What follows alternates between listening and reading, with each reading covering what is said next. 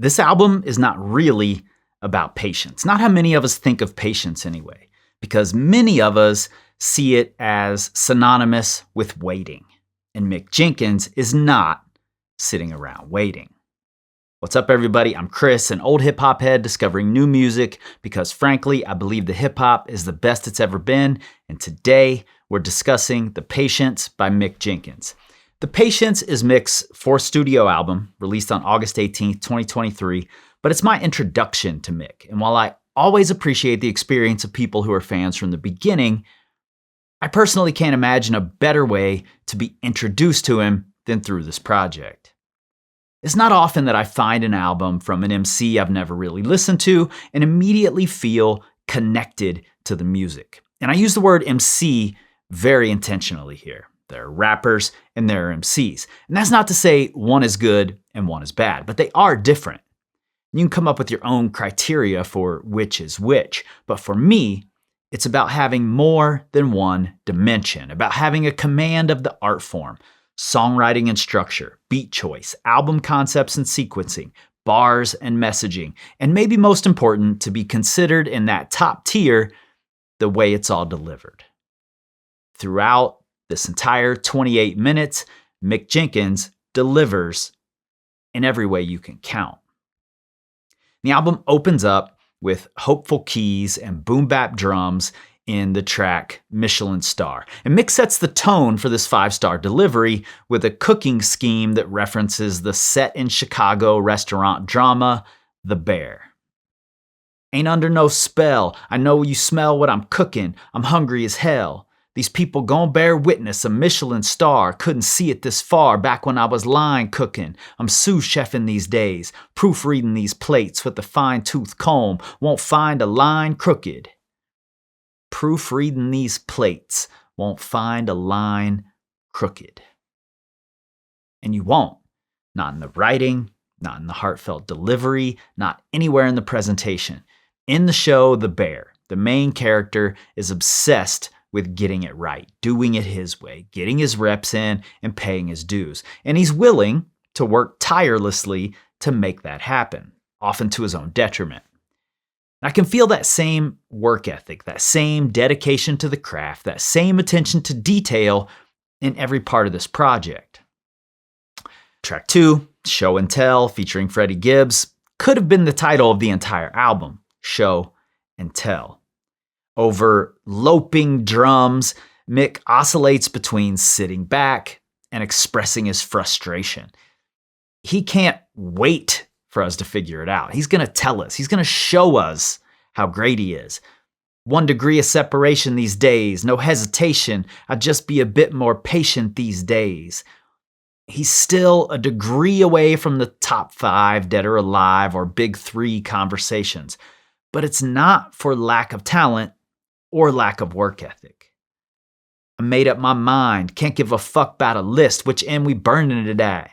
Loading up magazines like where the real journalists at. See, patience doesn't mean accepting that everything is in order. It doesn't mean waiting for the industry to find you and recognize your worth. You have to show people. You have to tell people. Freddie Gibbs works well over this minimal beat, but his verse actually just leaves me wanting more from Mick, which we get when he gives us another reason why he isn't willing to just wait. And at the same time, so much to be desired. They spend so much to be desired. He wants it too. He just isn't willing to pay for it. He's going to do it his way and his way only. On track 3, Sitting Ducks featuring Benny the Butcher, Mick wastes no time in leaving us shaking our heads at his creativity while simultaneously stating the thesis of this whole project. Ain't no stopping me, I'm above can't, we apostrophes. Come on, I'm above can't, we apostrophes, C-A-N apostrophe T, the apostrophe's above the word. Mick is above can't. He can and he will do everything he can do. Patience, not waiting. And here we get a bit of a phoned-in Benny the Butcher verse that ends up serving a similar function as the Freddy verse, simply making us, even if you're new to Mick Jenkins like I am, wanting more of the mastery that Mick clearly displays. And these two features are both good, but they're the only parts of this entire album that feel a little lackluster. But it still doesn't come across as if Mick wants to get these two heavyweight features just to show how great he is in comparison, even though that's exactly what he does, and he does it effortlessly. And next, over the lazy, jazzy, bassline-driven Smoke Break Dance featuring JID, who comes correct by the way, we're reminded that part of the hustle has to be recharging for the next round. Here he's letting some of his Alabama roots show, and Mick is laid back and sliding instead of simply barring out. Not that either of them let that slip, of course. He leaves us smiling, grooving, refreshed by two super MCs doing what they do, dancing across the track and having a great time. And it's a good thing he lets us sit back and relax for a minute because he's right back at it on the next track, 007. Pin is on full display. Toy Stories, we've been toe tagging. Monsters Inc., he got the dough stacking. 2 Sports, homie, Bo Jackson. 2 Sports, I'm on prime time. Green grass if I wine and dine. Homie, I'm having what the goat's having. What? Toy Stories? We've been toe tagging as in catching bodies, but also toe tagging as in toys have tags on them. And in Toy Story in particular, the name Andy is tagged on the feet. And Bonnie later, remember, I have a 2-year-old. Monsters Inc., he got the dough stacking. Dough as in money stacking, but also dough as in door stacking, like the stacks of closet doors in Monsters Inc., the ones they use to access the human world, which in itself could speak to Mick accessing us. 2 Sports, homie, Bo Jackson. 2 Sports, I'm on prime time. 2 sport athletes, Bo Jackson and Deion Primetime Sanders, both played pro baseball and pro football. Bo Jackson, speaking of which, once ran a 4.17 40-yard dash wearing full pads, not on a track, but on what? Green grass if I wine and dine, homie. I'm having what the goat's having. Goats as in greatest of all time, but also as in the animal who grazes on grass, and Mick being a vegetarian who's also living on the side where the grass is indeed greener, the side of authenticity and integrity. And it doesn't stop there. Y'all fools sound like squid speaking. Money hungry, see 'em squid gaming. Penny pinching, man, I been scheming. Money penny, I got bonds working. Told 'em this ain't no time to die. Oh my God. You sound like Squid speaking, which might be referencing Squidward from SpongeBob, who's always complaining about his job, or might also be referencing the recently discovered by science fact that squids speak in a complicated syntax that isn't formed by sound, but by color. They change color and glow from within in different hues in order to convey complex messages. I know I'm reaching here, but if you haven't already heard this album, hold on to this fact because we'll be coming back to it. Money hungry, see 'em squid gaming, referencing the show Squid Game, in which people who are having financial difficulties are offered the chance to play a deadly game for a cash prize, a game that might cost them their lives and will nearly require them to lose their humanity, something Mick is not willing to forego. Instead, he's penny pinching, been scheming. Money penny, I got bonds working. Told him this ain't no time to die. Money penny is the secretary in the Bonds films who delivers missions orders, and Ain't No Time to Die is a Bond film. Sheesh. He wraps it up, showing us some of his spoken word and poetry roots, already evident from the wordplay, but also executed here in a way that feels better and more organic than I've ever heard it done. Now remember the criteria I laid out for an MC? The pen, the delivery, the flows. It's all here already. We're only halfway through this thing. On the track 2004, Mick reaches back to recognize where he comes from, stating that his people know he hasn't changed, but he has grown. And that is an important distinction.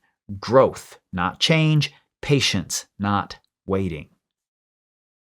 The second half of the album really kicks it off with the standout track, Roy G. Biv, an acronym for the colors of the rainbow, red, orange, yellow, green, blue, indigo, violet. This title also calls to a scene set in the previous track, when he says, GD's Vice Lord, Stones in the Room, and its vibes. These are all Chicago area gangs, friendly, together in a room, which harkens to Fred Hampton's Rainbow Coalition from 1969 in Chicago, which brought together several organizations to unite against racism and urban unemployment while pushing for better education and class solidarity. Fits right in with Mick's mission. Throughout Roy G. Biv, a stern voice reissues the refrain, color theory. And when it comes to art, color theory describes the relationship between colors, how they mix, contrast, and harmonize. Remember how squids speak? They change color and glow from within different hues in order to convey complex messages. Mick uses these same ideas first to explore colorism, discrimination based on skin tone, and he then contrasts this, literally, starting with red and moving to the way we're all trapped by green. Money, jealousy, envy, weed, limelight, jaded. It's everywhere, and it's inescapable. Is it coincidence that he focuses on two complementary and contrasting colors that when mixed together form shades of brown dependent on the amount of each mixed? Maybe, also maybe not. He finishes by asking us, what brushstroke are we stuck in? What palette are we mixed up in? Before that stern voice, color theory, finishes the song, reminding us that we're all subject to this theory, no matter where we sit. On Pasta, over thematic, sinister synths and minimal drums, he says, just bricklay, we cut the cornerstone and scrape the excess mortar with a switchblade. He may not even have the correct tools for the job, but he's getting it done. And here, he sounds impatient. And he may be, given the work that he's putting in. But that doesn't deter him, and that's key. Meet me on the bass clef, I can't stress. You people pray about it, I'm the apex.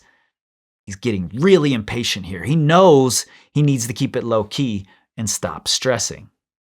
Bass clef, low key, stop stressing. Other people pray about this success, P-R-A-Y, but he's the apex, as in the top, but also in predator, not prey, P-R-E-Y.